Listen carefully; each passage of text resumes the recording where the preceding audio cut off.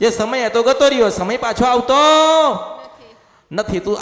તું એક દેશ નહીં 100 દેશમાં ફરે ને તોય તારા જીવનમાં દુઃખ તો પડવાનું છે. કારણ એ કોકની 20 વર્ષ પહેલા આતેડી દુભાયેલી છે. આ આતેડી દુભાઈ ગયેલી હોય ને એ ભગવાન સાથે સંપર્કમાં હોય, એને ભગવાનનો ફરિયાદ કરી હોય, માતાજીને ના કરી હોય, એટલે ભગવાન શું કરે, કર્મથી તમને બાંધી દે કે જાઓ તમે જે કર્યું છે તમે ભોગવો.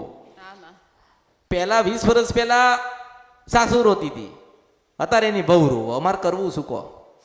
તમે કાંઈક રસ્તો બતાવો માં. હા એ મારી ભૂલ છે, હું માફી માંગી છે. તમે કહેશો પણ હવે ધરતી પર છત નહીં તો હું શું કરું? હા માં, ધરતી પર ના હોય એનું સમાધાન શું કરવાનું? કોને મનાવા જવું? કાંઈક સમાધાન. સાસુનો જીવ દુભાયો, શું તને એમ કહું છું. હા માં, મારી ભૂલ થઈ ગઈ માં, બહુ મોટી ભૂલ થઈ ગઈ. અરે એમ થાય કે 10 દિવસે આવશે, 20 દિવસે આવશે, 15 દાડા આવશે કે મહિને મને મળવા આવશે, એવું તો હોય કે ના હોય? તમે હમણાં તો મૂકી દીધું એટલે એને જીવ પડ્યો કે જા તે જેવું કર્યું એવું ભોગવજે. પછી શું થાય?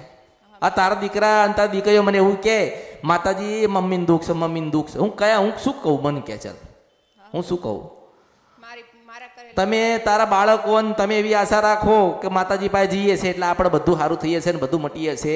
પણ જે 25 વર્ષ પહેલા જે ગુનો ભૂલ થઈ ગઈ એનું હું શું કરું? નવા ના થાય એના માટે સલાહ આપું છું. નવા ના કરશો એવી સલાહ આલું છું, પણ જૂના થઈ ગયા છે એનું શું કરું? એનું સમાધાન હોય ખરી કોઈ નહીં પાય? તમારી આગળ બધી વાતનું સમાધાન છે એમાં.